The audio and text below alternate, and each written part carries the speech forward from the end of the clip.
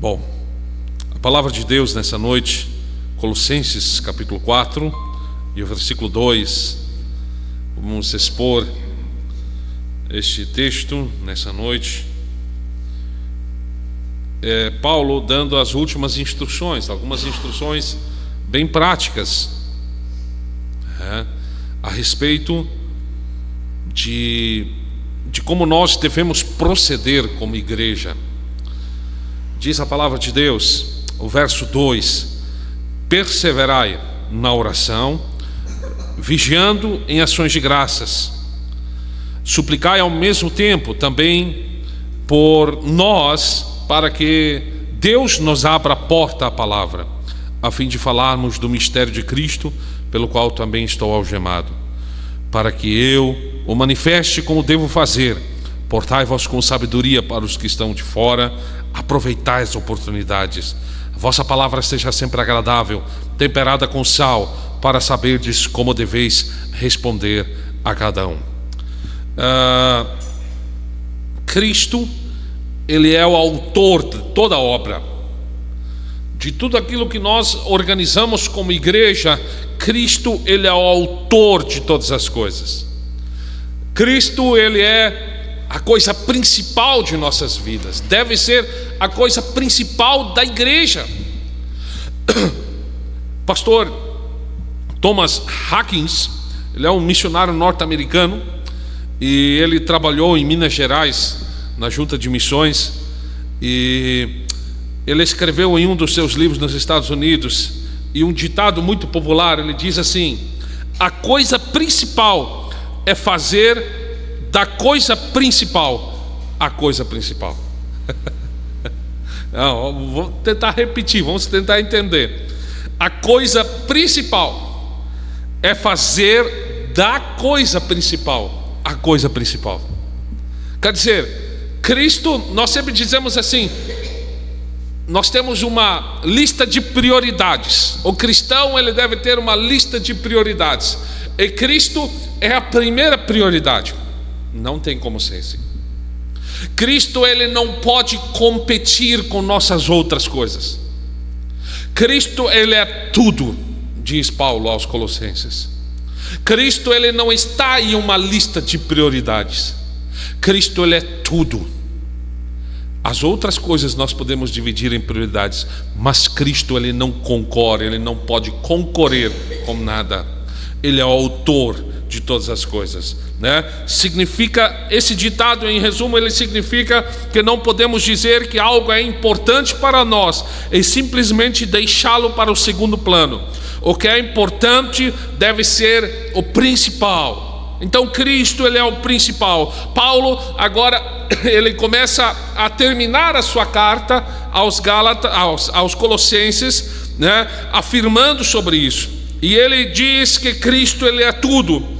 Nós somos mentirosos, por exemplo, quando afirmamos que Cristo é tudo e não vivemos o tempo necessário ou nossa vida dedicado a Ele.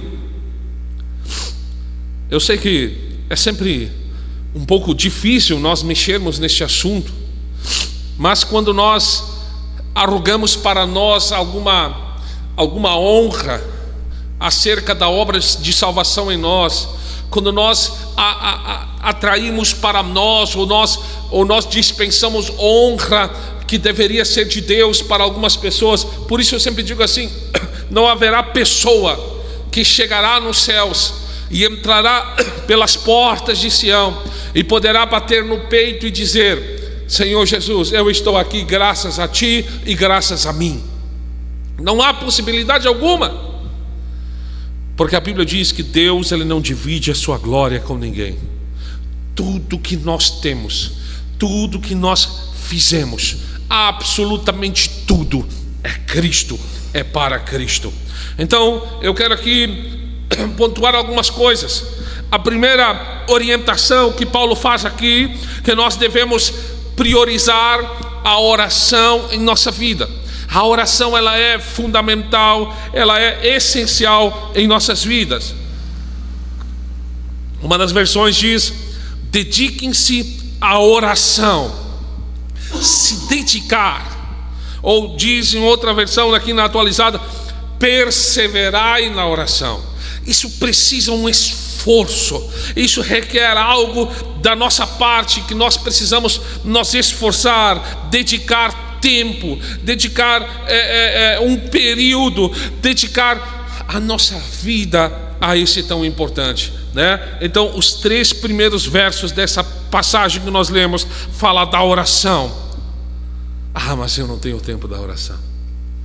Mas eu não tenho tempo para orar. A nossa carne, ela é cruel. O mundo, ele é cruel. Imagina a situação de Paulo. Paulo, ele está preso. Paulo provavelmente ele está com algemas nas mãos. E ele vai ditando tudo aquilo que ele estava agora querendo dizer para a igreja aos Colossos. Ele estava numa prisão por causa de quem? Do Evangelho de Cristo. Mas ele faz da cadeia o púlpito. Ali ele canta, ali ele ora, ali ele prega, ali ele se alegra com Cristo. As circunstâncias de fato não podem roubar a alegria de Paulo. E agora ele incentiva a igreja a viver do mesmo modo. E ele diz que vocês estão em liberdade, eu estou preso. E ele está dizendo que a primeira coisa que uma igreja não pode esquecer é orar. A oração, ela é fundamental. Mas como é que deveria ser essa oração? Hernandes Dias Lopes, ele faz uma divisão muito eficaz a respeito deste tema. Ele diz que, em primeiro lugar, essa oração ela precisa ser dedicada ou persistente, né? Dediquem-se à oração. Isso indica que isso é mais do que orar muito, mas é orar fazendo da oração um propósito, um estilo de vida, perseverança, fervor na oração. Em segundo lugar, essa oração ela deve ser vigilante.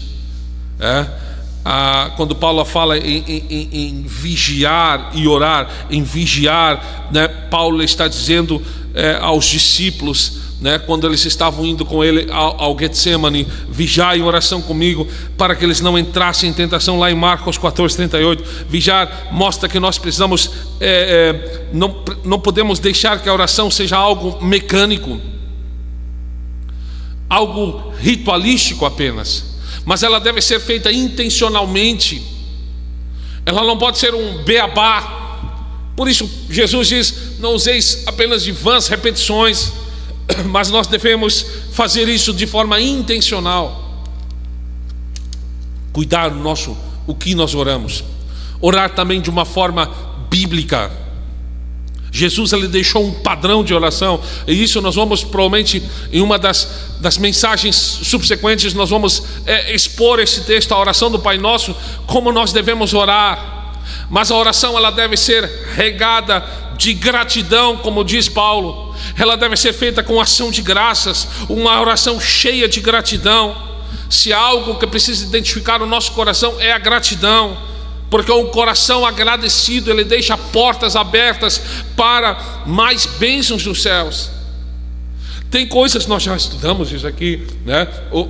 Como nós devemos orar, por que nós devemos orar, se oração muda os decretos de Deus, e nós sabemos muito bem que não, mas nós sabemos também que Deus ele tem bênçãos que elas são alcançadas através da oração. Não é que isso move a soberania de Deus, não, mas Deus assim designou para que nós orássemos e fôssemos abençoados dessa forma. Como é triste quando nós convivemos com pessoas que são mal agradecidas. Paulo, ele está preso, mas ele está grato a Deus. Ele agradece a Deus. Ele está com o coração grato ao Senhor pela situação dele. Quantos crentes nós vemos murmurando, reclamando? Enfim, em quarto lugar, Paulo ele nos ensina uma parte da oração, que a oração ela deve ser também feita de modo intercessório. Orai, suplicai ao mesmo tempo também por nós. nós devemos orar um pelos outros. Isso nos fortalece, isso nos entrelaça na família de Cristo. Fazer da oração algo intercessório. Paulo está rogando no verso 3 e no verso 4 que a igreja orasse por ele, que a igreja orasse por ele, que ele estava naquele momento, ele estava preso, ele tem as algemas nas mãos, nas pernas, ele está acorrentado à parede, mas ele não pede simplesmente para que a igreja ore para que ele seja solto, por exemplo. Não, ele não está pedindo, a igreja ore para que por favor eles me soltem. Não, ele pede para que Deus abra a porta para a palavra. O mais importante, quando nós somos filhos, quando nós somos servos de Cristo, não é fazer simplesmente a nossa vontade, mas é sim que nessa situação que Deus nos permite estar, que um evangelho se manifeste, para que a palavra de Deus se manifeste, para que a mensagem, a pregação do evangelho se manifeste, porque essa é a prioridade, não a solução de problemas pessoais. É evidente que nós vamos orar por nossos problemas pessoais, assim como nós acabamos de fazer. Isso faz parte, mas acima de tudo nessa lista de prioridades está o evangelho de Cristo, para que em toda circunstância nós consigamos pregar o evangelho. Cristo era tudo para Paulo, era a razão da vida de Paulo. Tudo que Paulo fazia era colocar o reino de Deus em primeiro lugar. É até perigoso nós fazermos essa pergunta, mas será que isso também é nossa prioridade? Primeiro, a oração está num patamar acima. Paulo, da mesma forma, ele diz que no verso 3 e 4, ele diz: suplicai por nós, para que Deus nos abra a sua porta, a palavra, a fim de falarmos, de pregarmos do mistério de Cristo, pelo qual também estou algemado, para que eu o manifesto como devo fazer.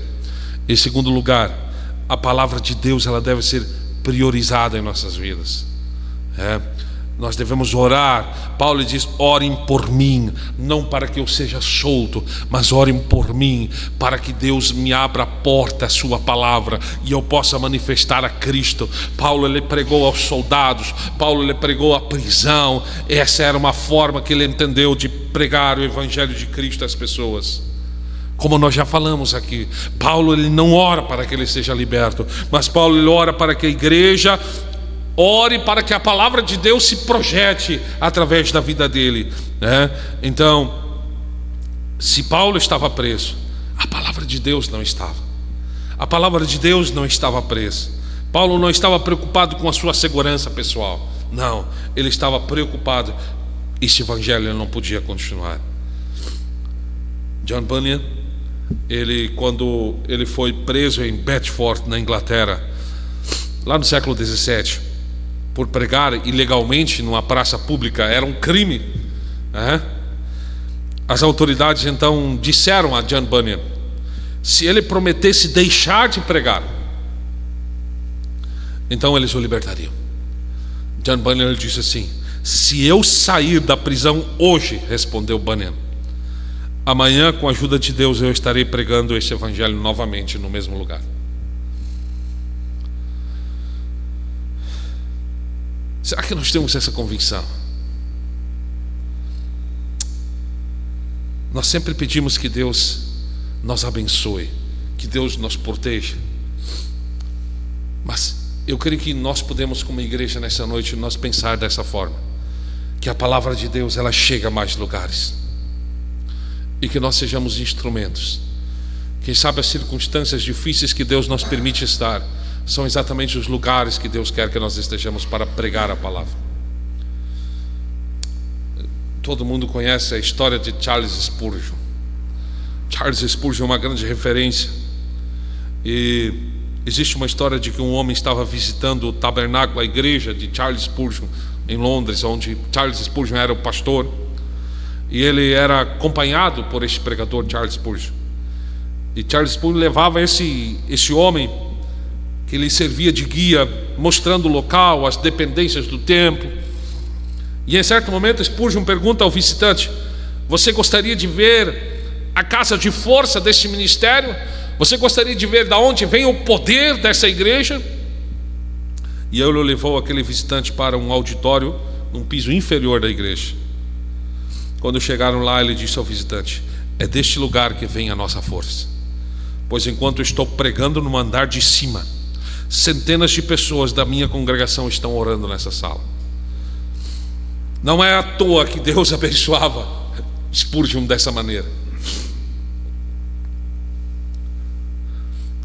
Nós temos que descobrir o poder da intercessão, o poder da oração. Quando nós fizemos ela de forma intencional, com sinceridade, Deus, Ele não está importado com performance de oração, com eloquência da nossa voz quando nós oramos, mas Ele se importa com nossa sinceridade diante dEle, como nós a fizemos dentro daquilo que Ele deseja para nós, não de uma forma ambiciosa, somente para a nossa ambição, mas para o seu reino, em prol do seu reino. Nós como igreja, eu creio que esse é o nosso caminho para nós fazermos a sua obra alavancar em nossas casas, em nossas famílias, nessa cidade, intercedendo para que essa palavra chegue a mais corações. Então, colocar a palavra de Deus em prioridade em nossas vidas. Nossos assuntos, eles devem ser recheados com a palavra de Deus. Cristo, Ele precisa ter parte em nossas conversas, né? Buscar em primeiro lugar, como Jesus disse, em primeiro lugar o reino de Deus. Buscai as coisas de cima, diz Paulo. Me lembro de um sermão que nós escutamos alguns domingos antes, né? O pastor Geraldo justamente ministrou sobre isso, né? Que nós precisamos pensar nas coisas que são do alto. E a prioridade, uma dessas coisas está na palavra de Deus. Essas são as coisas definitivamente do alto, a palavra de Deus. Quando nós oramos, quando nós temos a oração como prioridade em nossas vidas, quando nós temos a palavra de Deus em nossas vidas como prioridade, consequentemente nós vamos para o terceiro ponto, a terceira orientação que Paulo nos dá aqui, né? Que está justamente no versículo 5. Ele diz assim: sejam sábios no procedimento para com os de fora. Paulo, ele está dizendo assim que nós devemos nos portar com sabedoria, que nosso testemunho, ele deve ser de uma forma sábia. Nós devemos saber como nós estamos procedendo com aqueles que são de fora, aproveitar ao máximo todas as oportunidades. E uma das formas que nós devemos ter, que a nossa forma de falar, ela seja sempre agradável, temperado com sal. Quer dizer, aquilo que nós falamos deve ter sabor para as pessoas, e não simplesmente palavras jogadas ao vento. Paulo está falando aqui que nós devemos saber nos portar, o nosso modo de agir. Ele diz que nós precisamos ser sábios em nossos procedimentos com aqueles que são de fora. Provavelmente os colossenses entenderam quando Paulo falou isso, mas e nós entendemos? Nós moramos em uma cidade relativamente grande, não? Mas aqueles que são conhecidos de nós, nossas ações nas ruas, em nossas casas, elas são vistas pela comunidade. Nós falamos e fizemos coisas que de fato demonstram que não somos de Cristo. Nós não podemos servir de tropeço para as pessoas da comunidade. Nós precisamos ser irrepreensíveis nas nossas palavras, no nosso comportamento, no nosso casamento, nos nossos negócios, no estudo, no trabalho, nossa forma de testemunhar de Cristo. Paulo estava dizendo aos colossenses: vocês precisam se portar com sabedoria, aproveitem as oportunidades e sejam um bom exemplo. Paulo está dizendo que nós precisamos aproveitar bem cada oportunidade. Para o quê? Para anunciar Cristo. É algo que nos últimos meses eu estou fazendo bastante. Justamente quando nós temos essas oportunidades, Quando nós temos muito contato com muitas pessoas, sempre, geralmente, quando você é intencional, você consegue abrir uma brecha no coração das pessoas e você consegue lançar uma semente lá dentro. Mas as pessoas, elas observam muito bem, elas guardam muito bem quando elas são tratadas de uma maneira diferente. Como é que está o nosso modo de falar? O nosso modo de agir? Cristo, Ele é tudo em todos, diz a palavra do Senhor. E quando nós falamos em modo de agir, em modo de falar, em modo de testemunhar dentro da nossa casa, Paulo, ele já deixou orientações lá no capítulo 3, lá no versículo 18, por exemplo, ele diz: esposas, sede submissas ao próprio marido, como convém ao Senhor. Maridos, amai a vossa esposa, não a trateis com amargura. Filhos, em tudo obedecei a vossos pais, pois é fazê-lo grato diante do Senhor. Pais, não irriteis vossos filhos, para que não fiquem desanimados. Servos, obedecei em tudo o vosso Senhor segundo a carne, não servindo apenas sob vigilância, visando tão somente agradar a homens, mas com singeleza de coração, temendo ao Senhor. Tudo quanto fizeres, fazei de todo o coração, como para o Senhor e não para os homens, cientes de que recebereis do Senhor a recompensa da herança. A Cristo, o Senhor, é que estáis servindo, pois aquele que faz injustiça receberá em troco a injustiça feita. Nisso não há acepção de pessoas. Isso é uma orientação prática que Paulo está falando aos Colossenses. E então Paulo, ele segue assim: para vocês fazerem isso, vocês precisam ter uma prioridade em vossas vidas. Vocês precisam ter a oração como uma base fundamental em nossas vidas. E vocês precisam ter a palavra de Deus como base em nossas vidas. Não há forma de nós sermos bons cidadãos, não há forma de nós sermos bons cristãos, se nós não termos a oração, a palavra de Deus em fundamental em nossas vidas, como prioridade em nossas vidas. Não há como. Olhe para a nossa nação, olhe para o Brasil. Eu já falei isso aqui muitas vezes. Nós nos gabamos que a cada semana se abre uma igreja nova em todos os lugares, no Brasil. Todo dia se abre uma igreja nova.